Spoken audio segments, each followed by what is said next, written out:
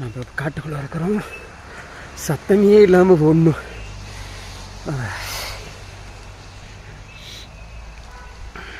ஃபுல்லாக காட்டுக்குள்ளே பூந்துட்டோம்.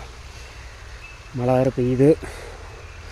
வழி எங்கே இருக்குதுன்னு தெரில, பார்க்கலாம்.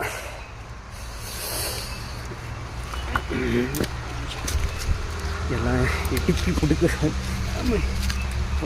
மலை ஏறத்தில் ஏறக்கூட முடியலைங்க ஃப்ரெண்ட்ஸ். அப்போ ஆஹா, வண்டி சவுண்ட்லாம் கேட்குது. எந்த பக்கம் இருக்குது வண்டி சவுண்டு?